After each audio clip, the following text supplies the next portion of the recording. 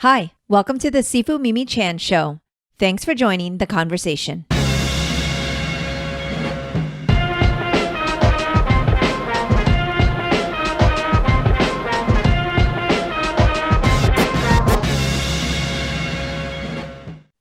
Hello, Greg. Hello, Mimi. How are you today? I'm great now that I'm talking to you. I'm great.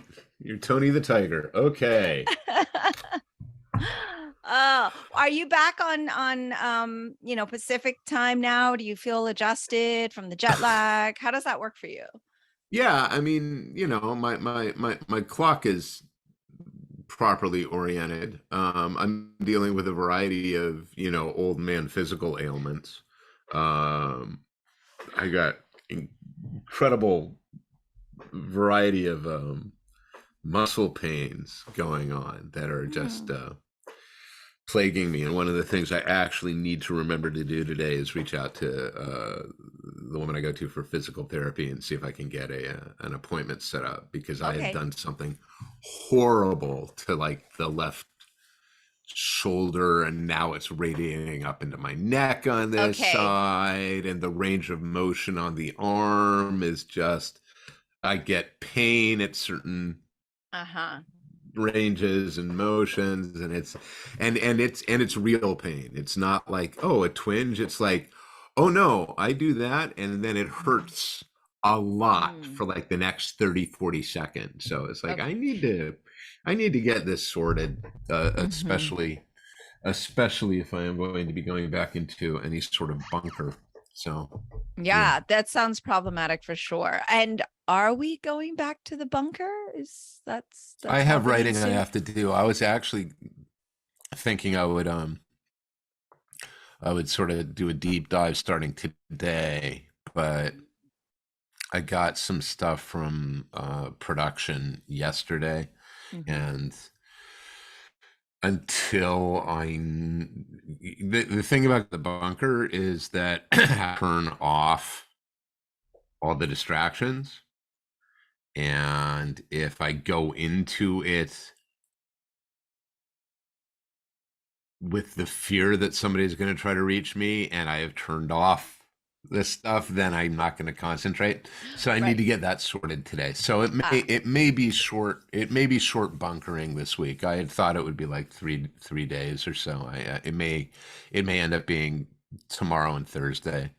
okay. Um and then I'll come out of it sometime on Friday. Um and then hopefully be able to do a deeper dive next week.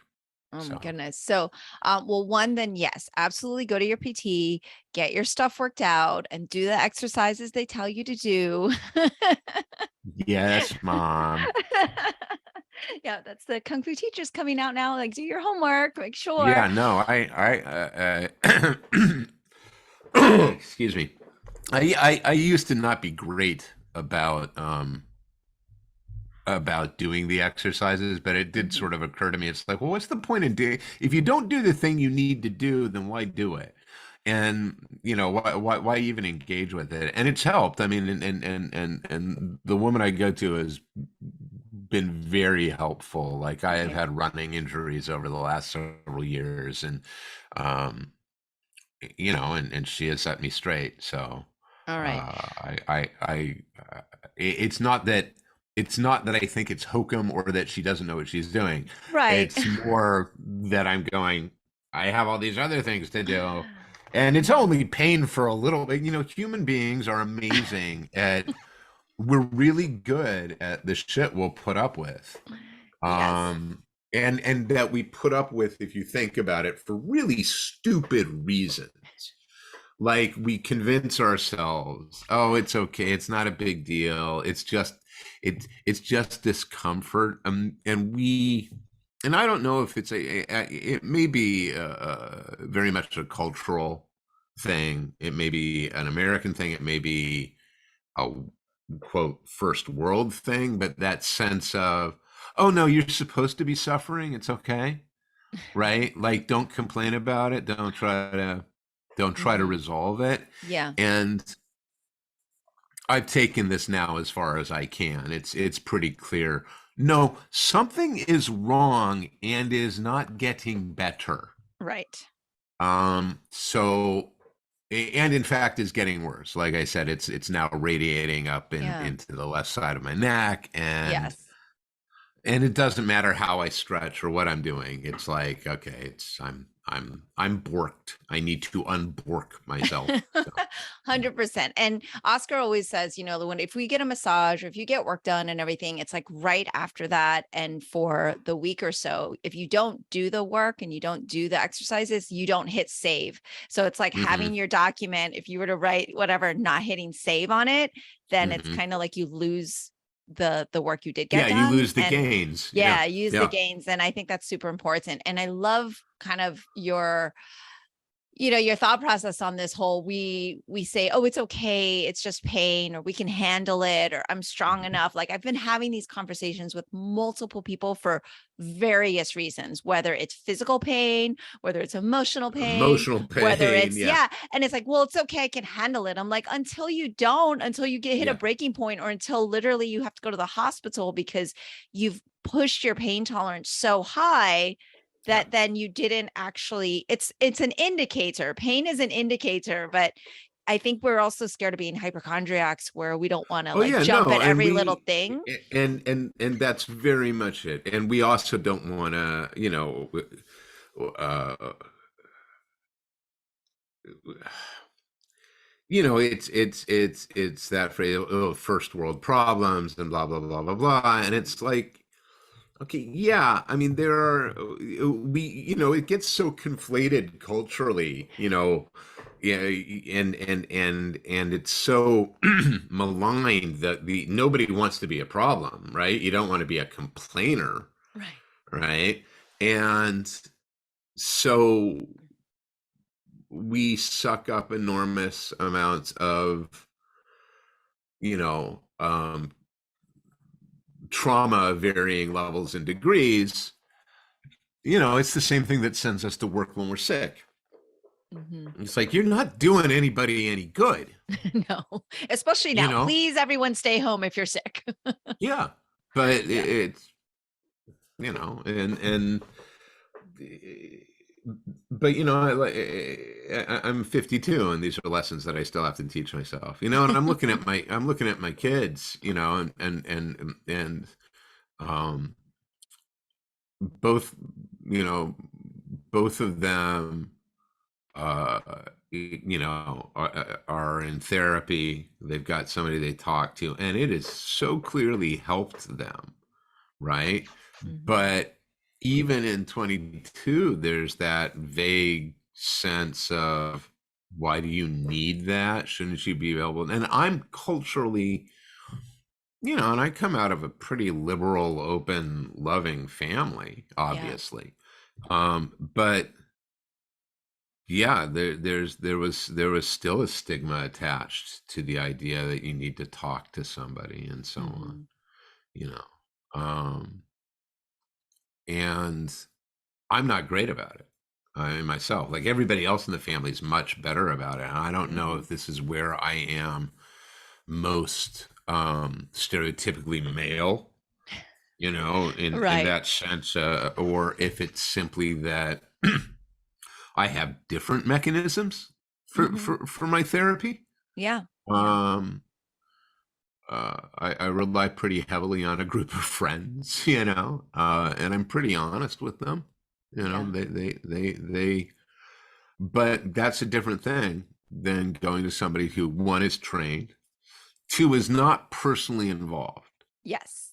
right? Yes. And that objectivity is a crucial element that I think we forget. So, Yeah. well, so that, yeah, 100%. what a minute. That took us, what, 5-10 minutes to get from hello to therapy.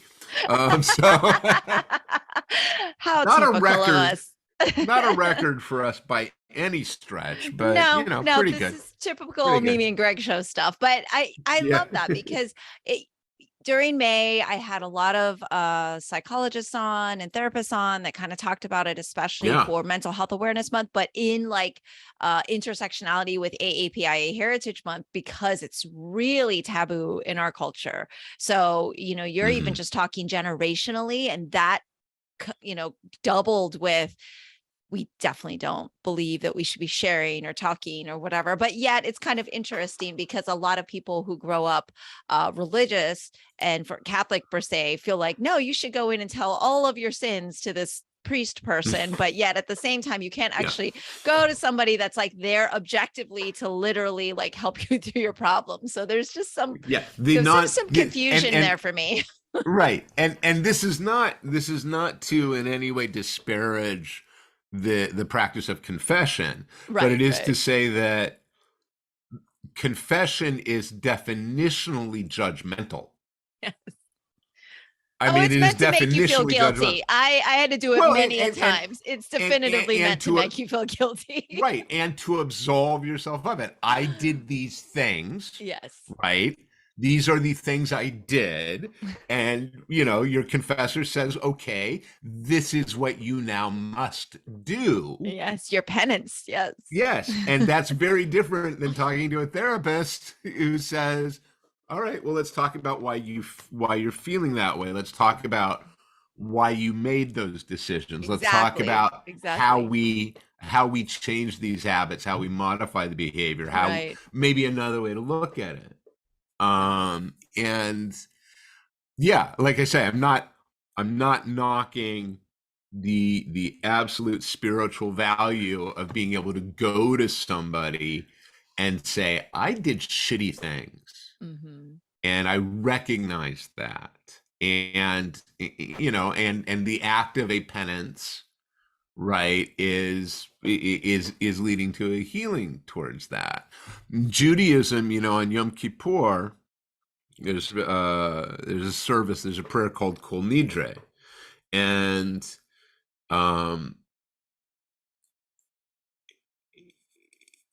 it is in its own way confessional, right? Okay. So one of the things I adore our rabbi, for hitting on this for all the years, is that it doesn't mean anything. Like, you can't go and ask God for forgiveness. You can't go and ask God to be freed from these burdens of guilt and so on, unless you have tried to make right yourself with the people involved. Right? Like, you don't get to turn to God for the past until you've done the work here. Right. And I think that there's I'm not sure it's particularly wise, but there's a lot of common sense to that, right? I mean, you look at that and you go like, yeah, that makes sense. It's, instead of trying to avoid the problem, I am now trying to make right. And,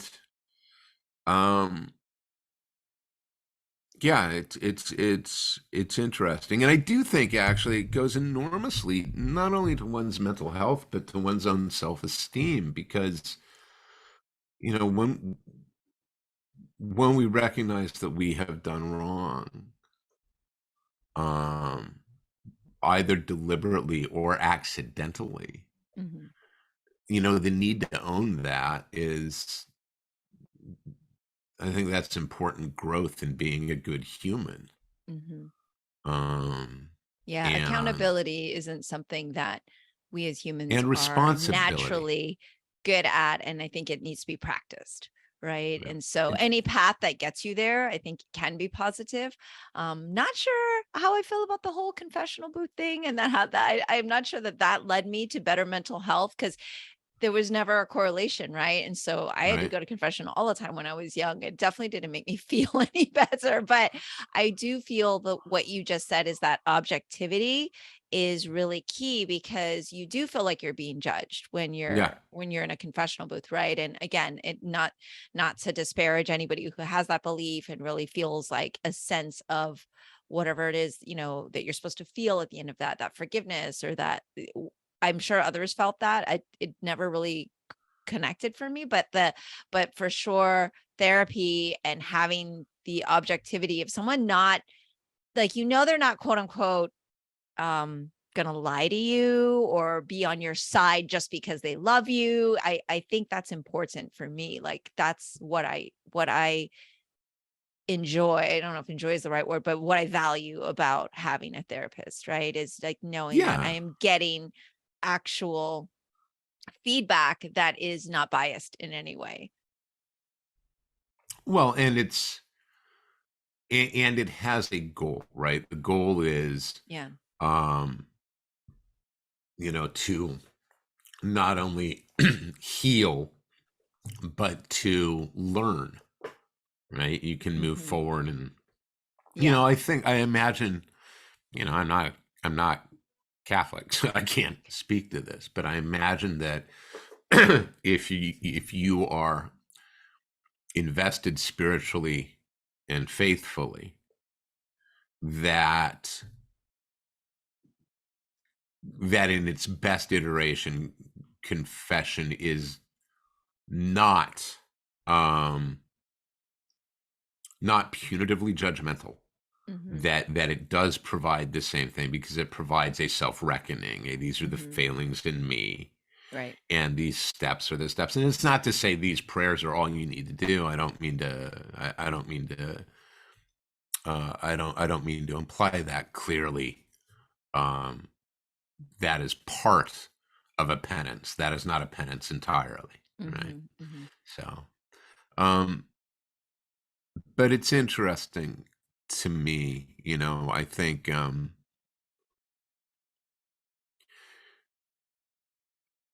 I am more and more aware of the people around me who feel, um, that they do not need to improve themselves, Hmm. and those who do. That and introspection in and of itself can be a trap, right? Too much of it is not a good thing, Yes, because of you course. just will never get out of your head. Yeah. But Spiraling.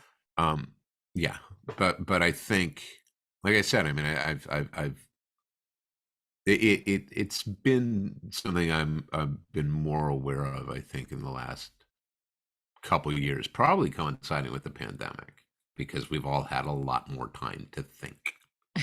Yes. Yes. And a lot more in our And faces. well, and also, I think we've discovered, I guess it goes back to that whole thing of,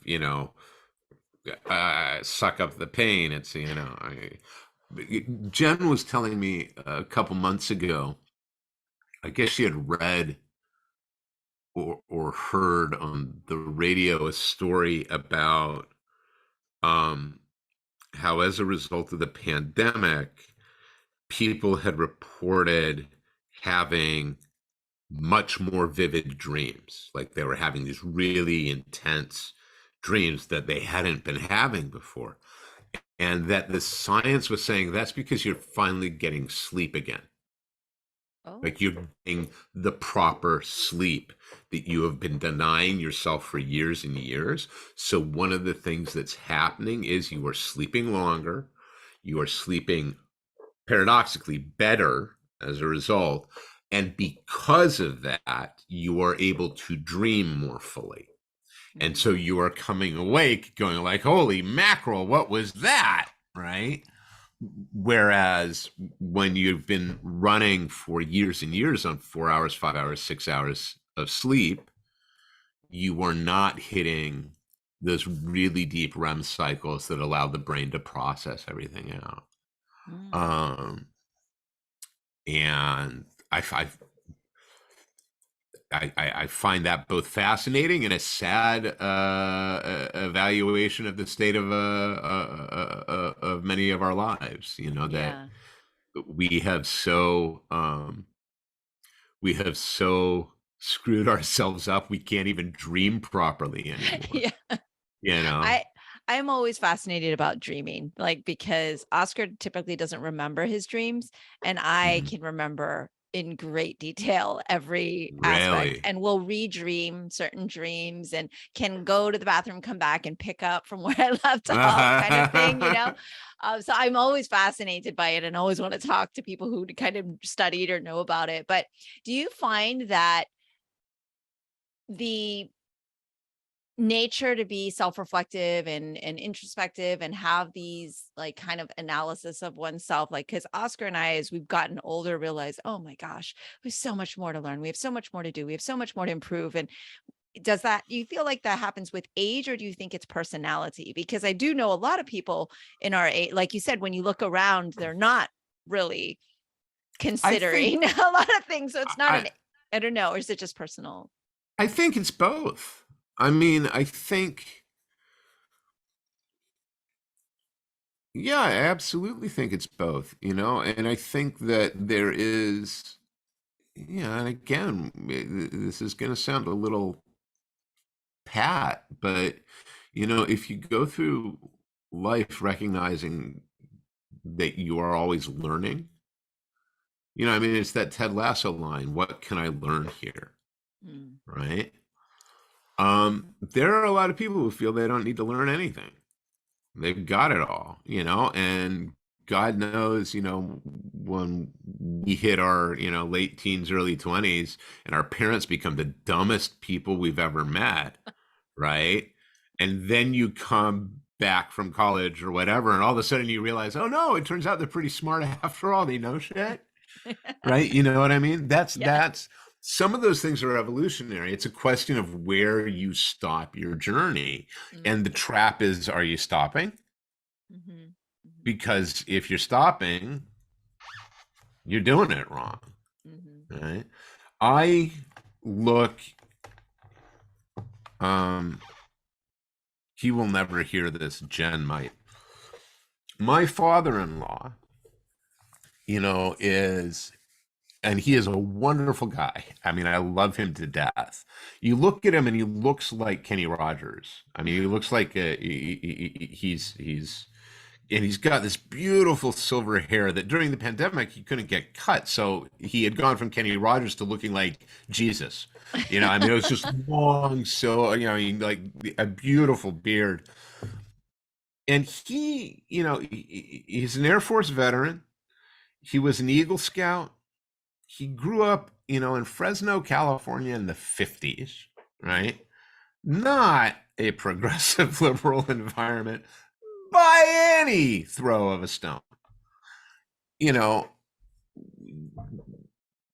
came back, went into teaching, had his grandfather, as I understand it, had been a woodworker and had taught him carpentry as a boy, and he effectively was a shop teacher, right, for years, and then he ended up in the teachers union, and then he ended up running the teachers union, and then he effectively got forced into retirement when a new regime came in, and he has spent the best part of the last 2 decades effectively retired, right? Doing whatever he wants in his home.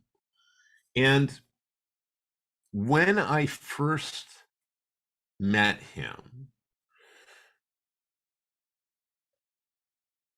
you know, he read a lot of fiction, and he had taught himself to read fiction. He hadn't enjoyed reading, and then he found things he liked, and but he was at absolute first blush the kind of guy you look at and you're like, he is set in his ways. He knows what he believes and he believes what he believes, and that's not going to change.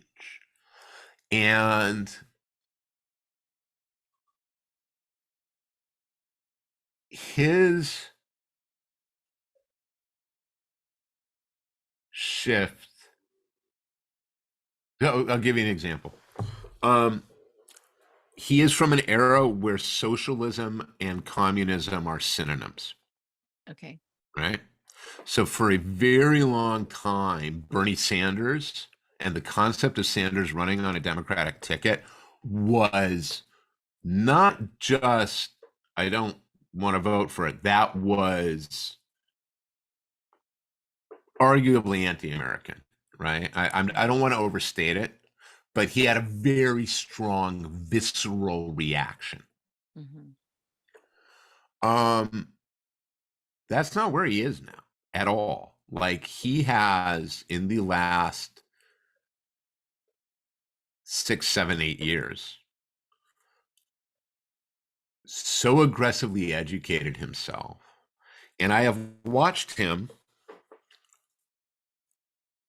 move further and further left as he has asked these questions and gotten answers and done his own research Mhm. and talked to people. Um, and he's in his 80s, All right. That's hopeful. right? You know, Yeah. that's a guy who is aggressively and actively learning, Mhm. and who is not and who is not idle with it. Mhm. He is politically active and more active, and I if somebody had said on the fan Discord a couple days ago, there was some comment, I can't remember precisely what it was, but it was about why these people cannot change their minds, and I was like, Mhm. because they're old and they're cynical or whatnot, and I was like, that's patently not true. Like, I mean, I can present you with evidence, Yeah. Yeah. right, that is not the case. Mhm. Ted Cruz is never going to change his mind because Ted Cruz doesn't have a mind to change. I don't believe for a second that Ted Cruz actually believes the shit he says. I don't think he does. Yeah. I absolutely think that I think he's the worst kind of politician because there is no conviction there. Mhm. He has no belief. His only belief is in self service and power. In the same way that Trump doesn't really believe in anything except money and Yeah. orgasms for himself, um, and his racism. Um, it is, yeah. I mean, I'm talking in circles now, but I find it. I find Jay, my father-in-law, really, really inspiring. Yeah. Because it's one thing for me to look at my kids, right? Or other kids or young people, and I guess I'm now at an age where I can say, quote, young people. I can look at them and be heartened and excited by the way they view the world and what they see as wrong and how to change it. It's another thing entirely to look at somebody in their 80s who Right. can change their mind and who can allow themselves to continue growing. And I guess that's it. And I guess that's really the answer to the core question, right? Which is, we are always growing, and you can make the decision not to. Mhm. You can decide, I don't need to. Yeah. I know everything I need to know, and I'll use the the artistic analog, and I've said this in multiple forums, and I'll say it here. But you look at, for instance, comics or novels or whatnot, those writers, and you can see the moment. Those writers who believe they have figured it out, that's the moment when they begin to stink on ice. The second they believe there's nothing for them to learn is when they go off the cliff and the Yeah. work deteriorates. Um, We say that all the we time in we martial have arts too. yeah, you have to yeah, you're always, I mean, there's a reason why there are X many levels of black belt, because it's like, no, you're not done. You're never done. Yeah, everybody You always comes know? in and asks, like, when do we finish the program? I was like, when you're dead. Yeah, it's like, yeah, When you finish, I said, yeah. when you want to finish learning and growing. That's usually my answer. And so because That's it's really but their answer to give, but right? that's a perfect answer, Mimi. That's a brilliant answer. That's the right answer. When am I done? When you choose to be done. Mhm. That's your choice, right? Mhm. No, that's a beautiful answer. That is a great answer from a teacher. It's Well, when you like, get yeah. asked it a million times, you somehow will finally come up with the right one. Have you We ever heard? There's a Canadian comedy group from the '80s called The Frantics. Have you ever heard of them? no. So they had a modest amount of fame in the U.S. on like novelty radio Okay. for a skit they did called "Boot to the Head," and I need to send this to you, or you need to like I will look it up and I look will it up link on it here for YouTube. everyone too. Yeah, Yes. look it up on YouTube. But there are actually two of them. There's a first one where they established the use of the phrase, and then they did this sketch, and this sketch is a martial arts dojo, Okay. and and it is a teacher, and the whole thing is the student coming in saying, you know, when are we going to start? You know, when are we going to start beating people up? You know, and the teacher's like, beat people up. You know, it's called Taekwon Leap is the name of the sketch. It's called Okay. Taekwon Leap. And it's the second boot to the head. And it Okay. is, I think you would find it worth a chuckle. All right. Because the student is literally like, you know, Well, the sad yeah, part it's is that we get people in the oh school yeah, like this. This is like this is reality. It's just yeah.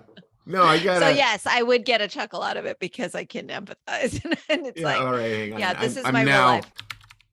Now Yeah, you're looking it up. You can't help it. I've gotta find it. I've gotta find it for Well, you you. know, it's funny because I like off air, I keep like putting down my notes. Need to ask Greg about my short webisode thing. And my thing was always like, I can't make up any of the stuff more than what happens in my real life, like literally Yeah. like a day at the temple. So I was having this kind of vision of like, you know, 5-minute shorts of like my day at the office, kind of like The Office, you know, the not the British, well, the British or the American one, whatever, but like the temple, you know, like my day Mhm. and all these crazy things that are always happening. And so I was like, but then that of course requires like some skill of writing. And then that's where I get stuck. And Yeah, I'm you like, know, perhaps my good friend I Greg ex Rucka will be able to help me with my 5-series webisode on this. Like, see, I feel like I you have to could write what I know, but I don't know. I don't you could you guys could do a really funny just like series of 3 to 5 minute little Mhm. episodes of, you know, Diary of a Sifu. And it's Yes. just literally all the stuff that you know, it's like I'm totally going to use that Diary of a Seamoo. yeah, This is why I needed to yeah. brainstorm with you very selfishly. There you I go. need to get Greg Rucka on air so we can talk about We can where workshop this. we can workshop this. This is like where I have these things in my head, and Oscar does as well. But it's the actual like writing down the stuff that becomes Mhm. a little bit more difficult. Like so many things, like all those skits that you're talking about from the Frantics. I'm literally probably I have a just, million of I those. just, I just sent you a link Okay. via text, so Mhm. you should be able to hear it. Though, yeah. Well, if that doesn't work, let me know. I actually I have. I own these albums. They're from these were. I I love bought it. that I on love that. cassette on a trip to British Columbia Oh, way back in the day. cassette. So Did you put it in your Walkman? yeah, I played the hell out of that thing, man. Oh my gosh. I I thought loved they my were the Walkman. funniest thing in the world. So yeah, I loved it. I loved it. Yeah, no, we need that humor. And that's the thing. It's like people have always asked me, when are you going to do your next film? Are you going to do a narrative? Are you going to do some sort of action film? And I'm like, kind of feeling that it would probably be comedic first. Like I would probably end up having some sort of comedic thing because it's like my life is not supposed to be a comedy, but it ends up being a comedy on a daily basis. Like I can't believe this is actually happening. I need to just start, I don't know, writing it down or voice Mhm. memoing it. And you know, I can go back and listen to all the Greg Rucka podcasts on how he takes his notes and all his journals and then how that becomes suddenly like No, don't do the that. work that you do. Don't do that. Don't do that. Don't don't don't work the way I work. It's probably Well, very it's bad. proving to be quite successful and proves to have like great outcomes. So Well, I don't for know. me, maybe. Yeah. Um, I think. Did you watch Strange New Worlds? Yes, I did my homework because I'm a good student. I And only how watched far? one episode because it Okay, has you been a watched the heck of a pilot, week, but I but watched you the watched. pilot. I did. You see what I mean? I do see what you mean. I do see what you mean. Yeah, it had that same nostalgia from like you said. I used to watch Next Generation, so that one's the one I Yeah, have more connectivity to. But yeah, it's the right formula, the right feeling, but executed well. and optimistic. And the thing is, Optimistic, I'm yes. still not done with this season because the Okay. kids are here, Mhm. and so Jen and I have been watching them, and we just got through sort of their first. They do a Freaky Friday episode Oh, basically okay. called Spock Amok that is terrific. And like I said, you want a balm for the soul, but the reason I bring it up and the reason I ask is, yeah, make them funny, Yeah. and don't and it doesn't have to be broad, right? It's not like we're doing comedy jokes. It's like we need the laughter so badly right now, so badly right now. I was Yeah. talking to a friend this weekend. Jen and I uh, got together and with these friends, and we played a game called Honey Heist. Right, Okay. this is a one-page role-playing game, Okay. and you can, again, if you do a Google search for this, Mhm. um, for Honey Heist rules. It's literally a one-page RPG. It's meant to be played, just sit and have fun. But the whole thing is you're bears and you're about to commit the greatest honey heist in history. That's exactly it. And you have a random table. You roll up the kind of bear you are. You roll up your experience. You Okay. roll up your job in the crew, like you're the muscle or the hacker. Right, right. And then you roll to see what hat you wear. Like literally what hat your bear is wearing. And it is there's another RPG called Fiasco, and it's basically Fiasco except as a comedy with bears. And it is you have two stats. You have a stat called bear and a stat called criminal, and that's it. So if anything that is not covered by bear, you roll criminal for. And And you can imagine just with this setup, the hijinks that ensued. And we finished and we all went our separate ways. And I got a note from one of the friends we played with. And he said, I haven't laughed that much. And I don't know how long I really needed that. And Mhm. I was like, yeah, yeah, absolutely. Like, Yeah. when was the last time you laughed so hard your jaws hurt, your cheeks ached? Mhm. You know what I mean? Mhm. When was the last time, like when you were a kid, you laughed so hard you could not catch your breath Yeah. and you were saying, please stop. Oh my God, please stop. You know what I mean? And I think we've forgotten those things, Yeah. and that can't be healthy. Maybe that's not. That's not good. That's not No, good. no, it's That's not good. It uh, should be at least a few time a week thing, if not a daily thing, right? yeah. I'm not saying every joke has to, be a side splitter, Right. but I'm saying if you literally cannot remember the last time that you could not catch your breath because you were laughing so hard, that's not great. That's Mhm. probably that's that's probably a mental health and emotional health metric. Right. You know Yeah. what I mean? And I'm Yeah. not Yeah. saying do it every day, Mhm. but I'm saying if you've gone a couple of years without, something is wrong, Oh, for sure. you know? Yeah. Um, Yeah.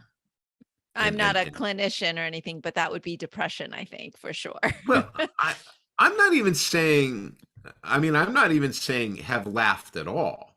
Mhm. I'm literally Oh, saying like you the were gut able to wrenching. just unhook Yes. so much Yeah. that in this moment it was the funniest thing ever. Yeah. Um, No, we definitely need I that. We need a lot more of that. yeah. But then see, for Also, creativity wise, I get in my head though. I'm like, I don't know, is this funny enough? Is this good? This is where I get the yeah, but block. okay, but you're talking to somebody who absolutely doesn't think they're funny. Like I am not funny. I am That's how I feel. That's what why I'm I like, I don't know how I'm gonna what write I a am is funny angry. webisode. Well, but here is truth, Mhm, right? I mean, mhm. that's why something is funny is you go like, well, that's absolutely true in this absurdist whatever, but it's true. Yeah, yeah. And there's, that's fine. Nothing wrong with that. I'll keep working on it. Nothing wrong. Yeah, take some time with it. But that's Yes. the other thing. It's got to be fun, right? Yeah. But I am certain you could do a very funny 3 minutes about Mimi tries to get from the entrance of the table or entrance of the temple to her office Yes. and just all of the things that come up in between.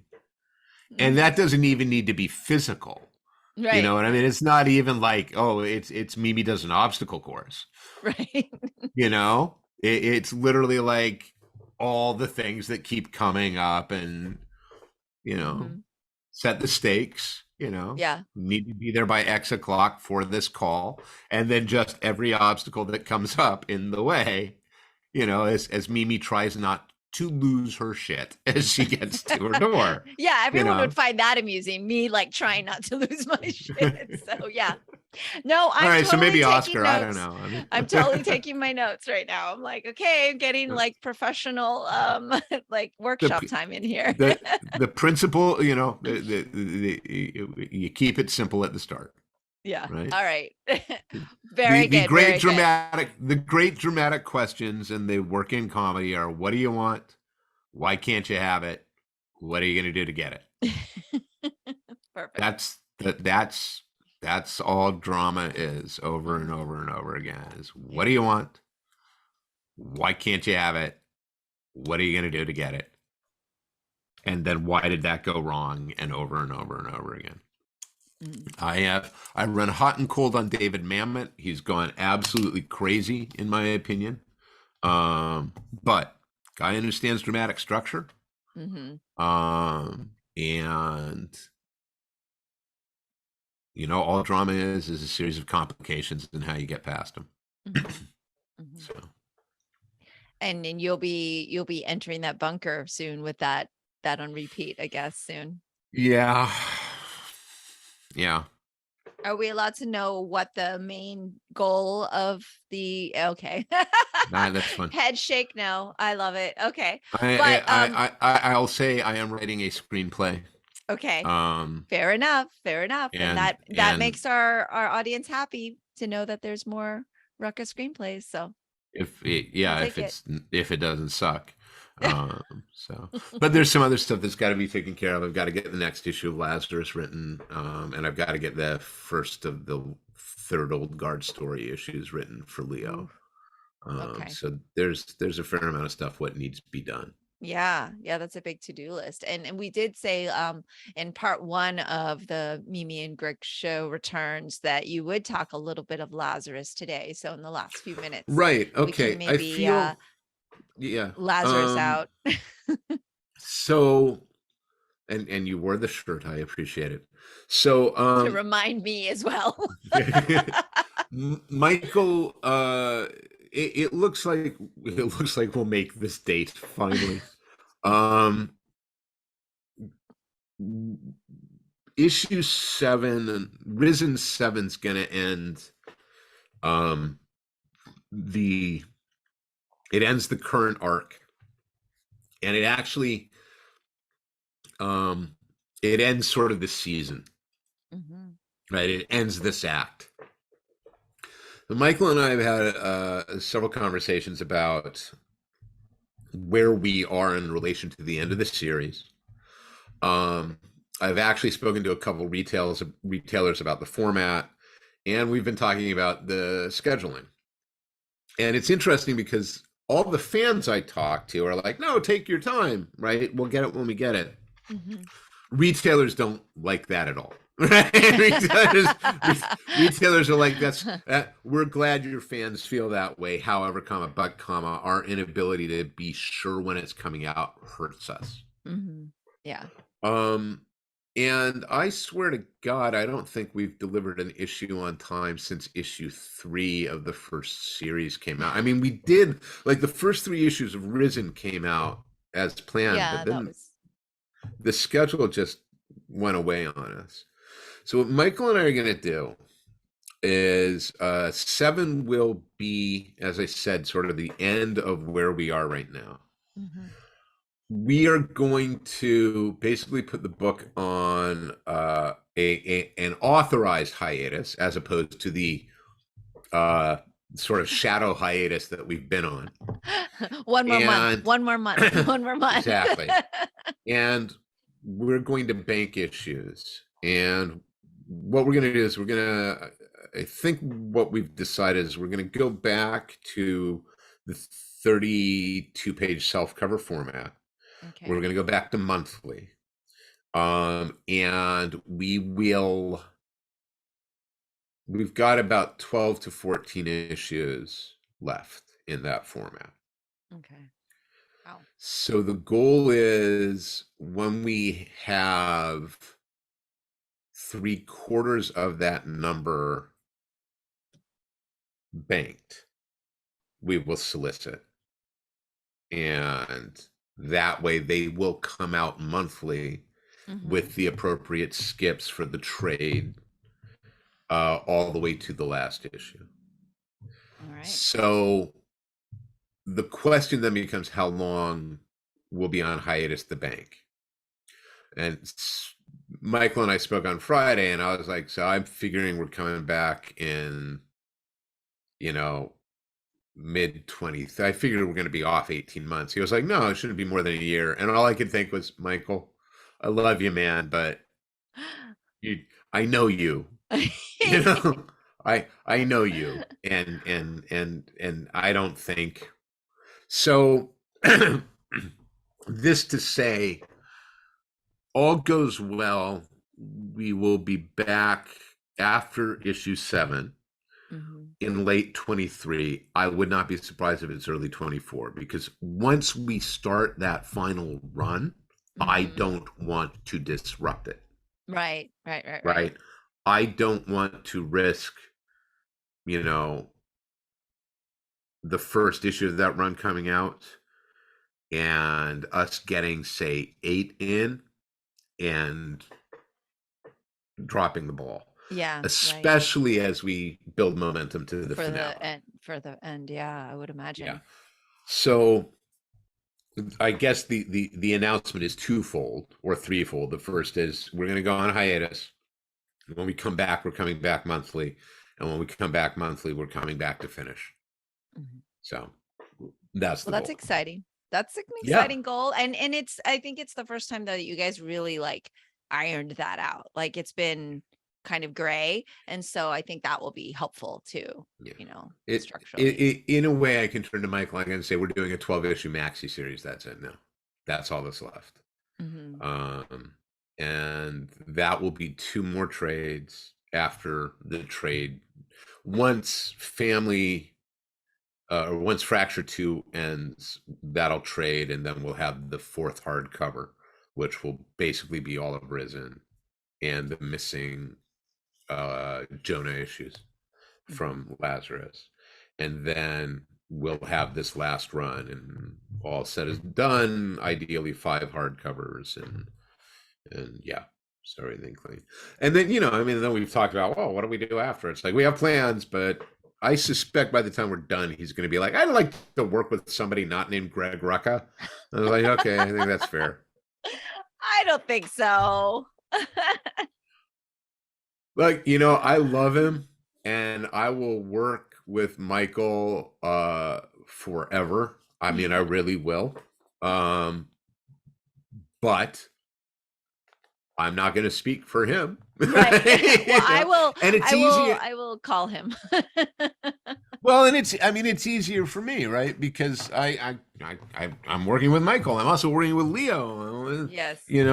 Nicola, and I'm working with Cully right now. I'm working with Mike Henderson. Yeah. I mean, I'm working with lots of people. I can do Yeah. that because it takes less time to script than it does to draw Yeah. 22 pages or Yes. 36 pages or 44 pages. Yeah. So. Especially the way he does Lazarus. I mean, it's Yes. But it looks so good. Oh, it looks so good. I'm so And excited. this was, I mean, I always say 7 is so complicated. It is, I mean, it's whole, I mean, it's in multiple locations. It's in multiple timelines. There are flashbacks to, I mean, Malcolm at 10 and Malcolm at Ooh. 15, and, you know, uh, you know, Abby, in her late 20s. And I mean, it's just, and you have all that. And then there's stuff going on at Sequoia. There's stuff with 8 and Marisol, and people are either going to love it or hate it. Ooh. They're either going to love it or hate it. But this is That's so all concerning. this is the cards on the table, issue. This is a moment that has been coming since the end of issue 1 of the first series. So, oh my goodness. Do you have a sense of relief because like that part of it is like wrapped no, for you, no, or not till no. it's It's out, entirely a did it execute or not, and I can't tell. I mean, I don't know what worked and what doesn't. Do you always have that feeling though at the end, or do No, sometimes you like go, nailed it? sometimes I'm like nailed it, and Okay. sometimes I like no. And it's funny, it's weird when I write Jonah issues. Okay. I always come out of those going, I got it. That was right. Yeah. I get this. And maybe it's because Jonah lends himself to such a short story format. Okay. But I feel that. I mean, Michael and I argue all the time. It's one of the reasons why the collaboration is good. Yes. And it's one of the reasons why the friendship is good, is that he will read the script and he'll call and he'll say, I don't believe that. Or I'm, and I'm like, so he makes me defend the ideas. And there is, and maybe I'm wrong, what Malcolm is all about, is pretty much revealed in this issue. Like everything that has motivated Malcolm is present here. And he's got effectively a monologue. And when I scripted it initially, it was just a one panel page, because there was a lot of dialogue. It was him basically telling everybody, this is the deal.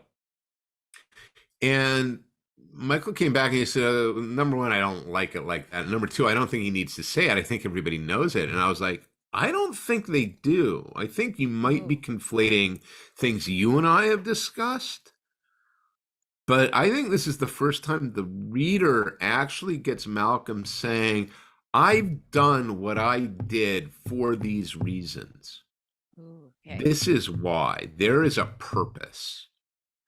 You may not agree with the purpose, or you may agree with the purpose and not agree with the way I've gone about doing it. Mm-hmm.